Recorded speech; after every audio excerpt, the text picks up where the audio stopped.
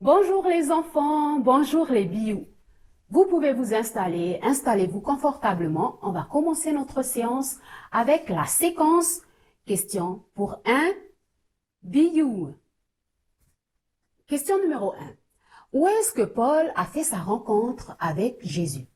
Réponse numéro 1. Sur le chemin de Dallas. Réponse numéro 2.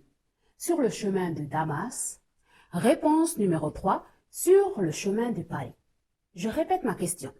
Où est-ce que Paul a fait sa rencontre avec Jésus? Réponse numéro 1, sur le chemin de Dallas. Réponse numéro 2, sur le chemin de Damas. Réponse numéro 3, sur le chemin du palais.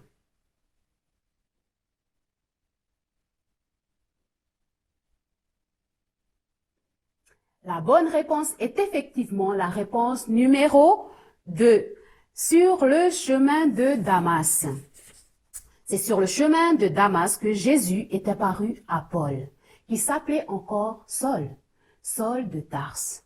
Quand Jésus lui parla, il lui dit, « Saul, Saul, pourquoi me persécutes-tu » Saul va répondre, « Qui es-tu, Seigneur » Et Jésus va lui dire, « Je suis Jésus que tu persécutes. » Alors Paul va répondre, « Que dois-je faire, Seigneur » Et Jésus lui dit, « Continue ton chemin, va vers la ville, et là je t'enverrai quelqu'un. » Paul va suivre ses instructions, les instructions que Jésus va lui dire, lui a dit, et après, depuis ce jour-là, jour après jour, il va servir Jésus en l'aimant encore plus.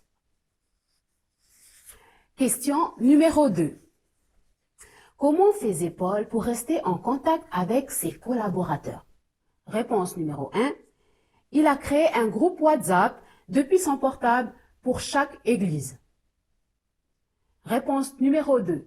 Comme moi, en ce moment, il a été filmé et la vidéo a été envoyée à chaque collaborateur. Réponse numéro 3. Il leur a envoyé des lettres. Je répète ma question. Comment faisait Paul pour rester en contact avec ses collaborateurs? Réponse numéro 1. Il a créé un groupe WhatsApp pour chaque église. Réponse numéro 2. Comme moi, en ce moment, Paul a été filmé et par la suite a envoyé sa vidéo aux églises, à ses collaborateurs. Réponse numéro 3, il leur a envoyé des lettres.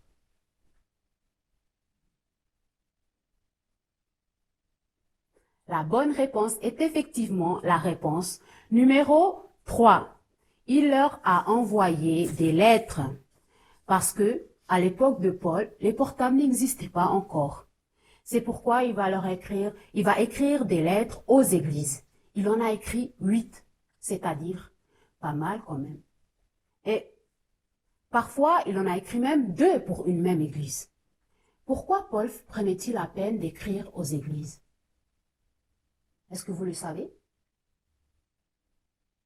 Oui, parce que pour Paul, l'église est très importante. Rester en lien, rester en contact les uns avec les autres était très important pour Paul. Question numéro 3. Qu'est-ce qui revient assez souvent dans les lettres de Paul aux églises? Réponse numéro 1. Soyez toujours joyeux et aimez-vous les uns les autres. Réponse numéro 2. Priez sans cesse et aimez-vous les uns les autres. Réponse numéro 3. Priez sans cesse. Je répète ma question. Qu'est-ce qui revient assez souvent dans les lettres de Paul aux églises? Réponse numéro 1.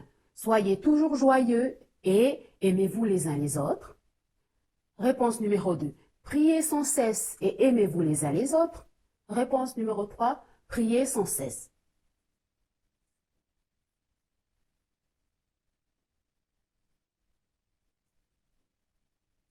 La bonne réponse est effectivement la réponse numéro 2. Priez sans cesse et aimez-vous les uns les autres. Comme Paul qui aimait Jésus de plus en plus chaque jour, on peut le faire en le déclarant dans nos moments de prière. Dans nos petits moments de prière, par exemple, quand on se réveille le matin, sur notre lit, nous pouvons déclarer « Jésus, merci pour cette nouvelle journée. Aujourd'hui, je t'aime encore plus qu'hier. Je vais essayer de faire de mon mieux pour te plaire dans chaque petit geste que je vais faire. » Voilà un exemple de prière. Question numéro 4, qui est notre dernière question. Paul a aussi écrit des lettres individuelles, généralement adressées à une personne, comme les lettres à Timothée.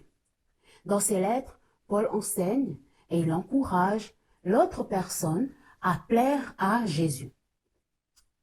Ma question est, parmi les encouragements suivants, quelle est la bonne citation adressée à Timothée? Citation numéro 1. Ne néglige pas le don qui est en toi.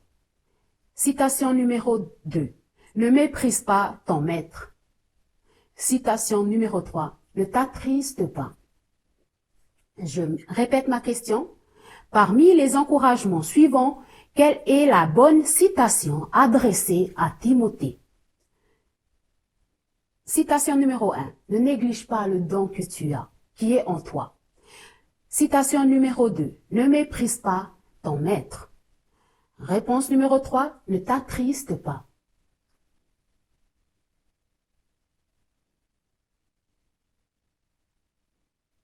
Effectivement, la bonne réponse est la réponse numéro 1. Ne néglige pas le don qui est en toi.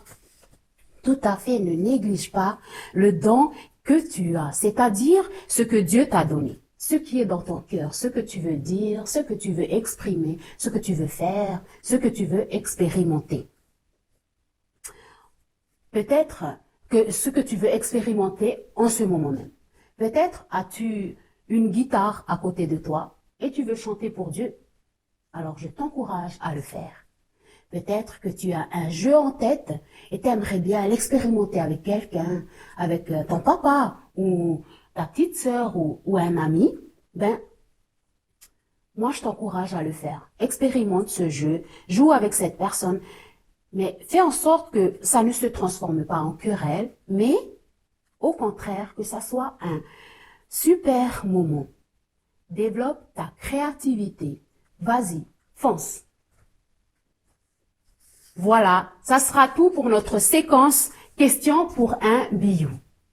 Maintenant, on va passer à la séquence un dimanche, une histoire. Un dimanche, une histoire. La dernière fois, nous avons vu que pour rester en contact avec et transmettre un message à ses collaborateurs, Paul leur écrivait des lettres.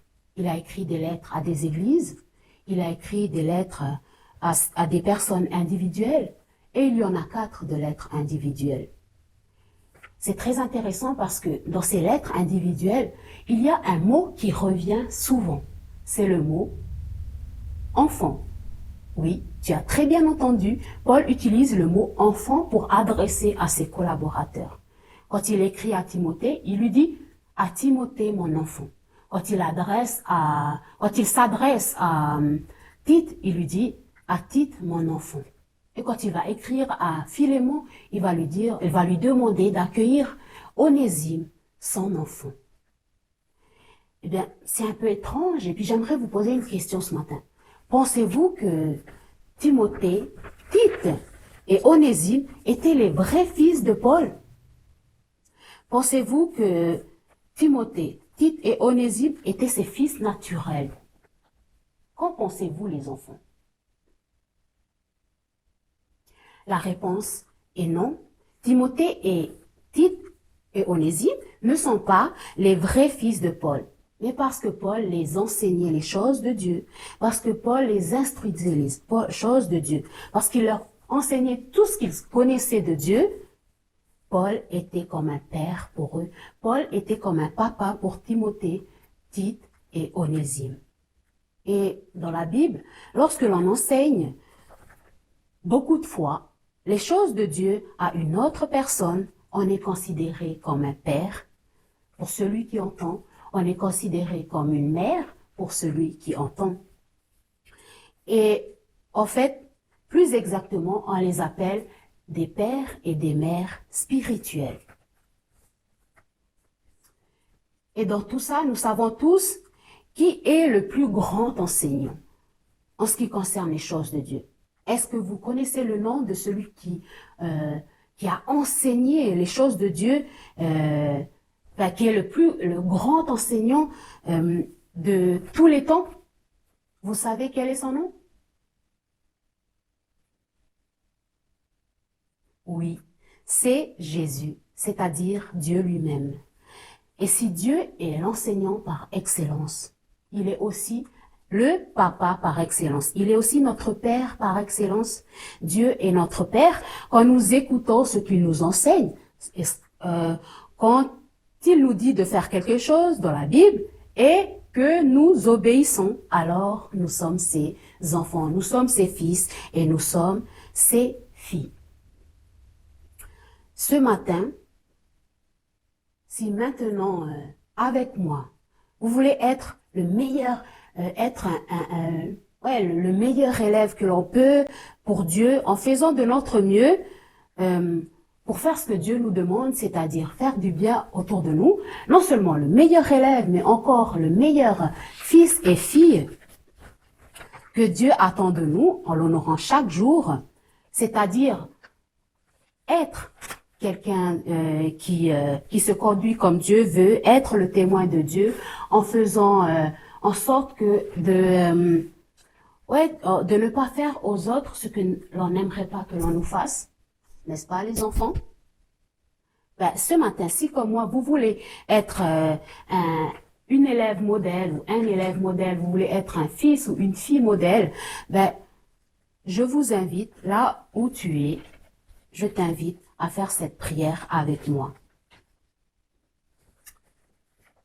Mon Père qui est dans les cieux, je veux être un ou une élève, je veux être cette fille ou ce garçon exemplaire que tu attends de moi.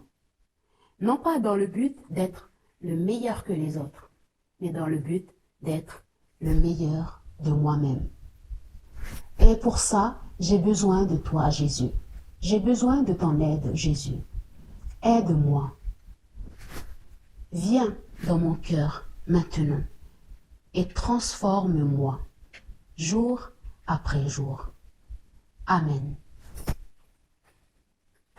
Maintenant qu'on a fait cette prière, à partir de maintenant et dans les jours qui vont venir, cela peut nous arriver quand même de mal agir. Pourquoi? Parce que n'oublions pas, nous ne sommes pas Dieu. Il n'y a que lui qui est parfait et qui ne peut pas, qui ne commet pas de faute.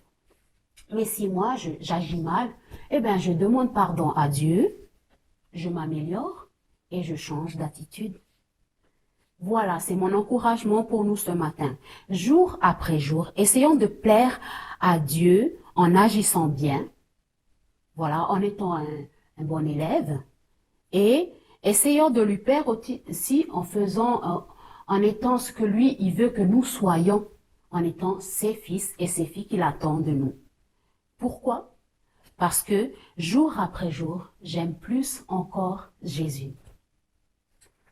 Merci à chacun. Bon dimanche, bonne semaine et on se retrouve dimanche prochain.